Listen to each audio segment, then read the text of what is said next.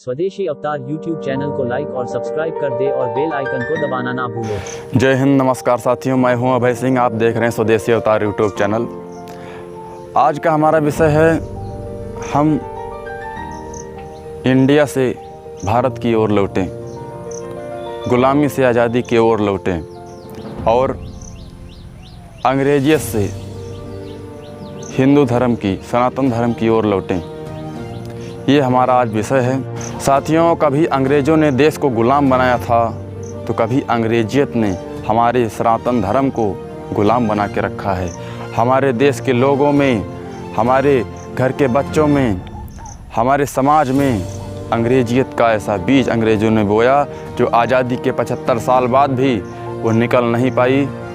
तो उसका कारण क्या है? आज हमारे ही गांव के लोग, समाज के लोग, हमारे ही देश के लोग अपने धर्म को मानने से इनकार कर देते हैं। कहते हैं ये सब पाखंड है। अगर ये सब पाखंड होता तो गुलामी के पहले अपना देश विश्वगुरु ना होता। साथियों, जब भारत गुलाम नहीं हुआ था साथियों, तो उसके पहले क्या था हमारे भारत में, क्या था हमारी उस व्यवस्था में जो सबको सुखी रखती थी।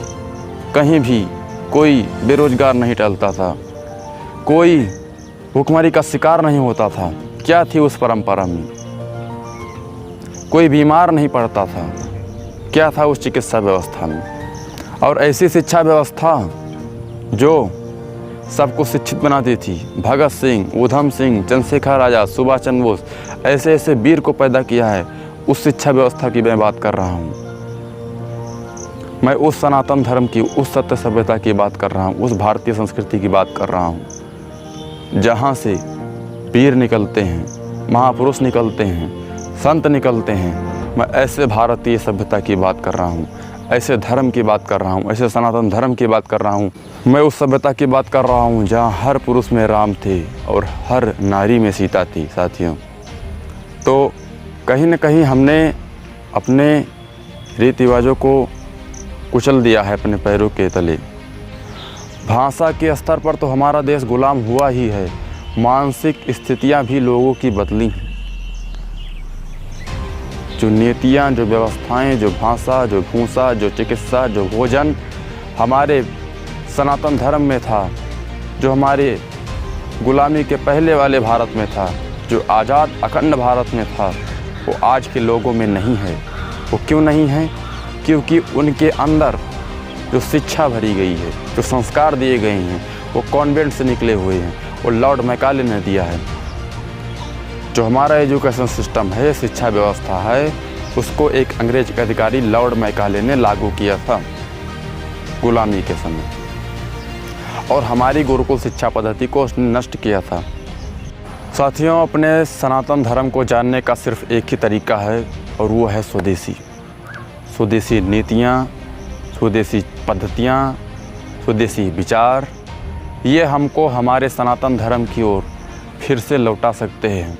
हमको उस भारत की तरफ ले जा सकते हैं साथियों जो विश्वगुरु था, जहाँ सब सुखी थे, जहाँ सब निरोगी थे, जहाँ सब शिक्षित थे, कहीं बेरोजगारी नहीं थी, कहीं भूखमरी नहीं थी, कहीं भी लाचारी नहीं थी, कहीं आपसी भेदभाव नहीं था। ये हमें उस भारत की ओर ले जा सकता है ये स्वदेशी।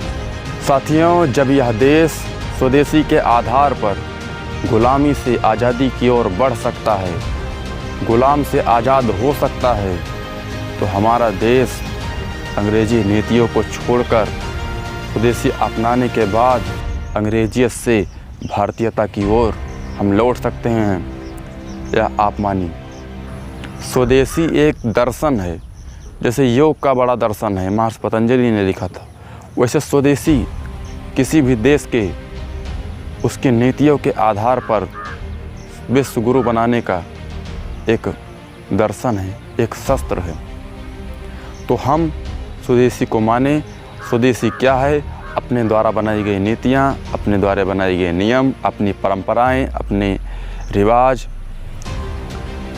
ये चीज़ें हैं जो कि पूर्ण वैज्ञानिक थी, सब आध्यात्मिक था, जिससे प्रभाव, दुष्प्रभाव कहीं भी कुछ भी नहीं होता था। हम उस परंपरा की ओर लौटें। अपने बुजुर्गों द्वारा पहले के लोगों द्वारा बताए गए मार्ग पर चलें, उस पर विचार करें क्या वह सही था या गलत था। हम इस पर विचार करें, उसके बाद हम स्वदेशी विचारों को अपनाएं। स्वदेशी के बारे में अधिक जानकारी के लिए आप यूट्यूब पर राजीव दीक्षित जी को सुनें। राजीव दीक्षित जी स्वदेशी के एक प्रखर प्रवक्ता थे।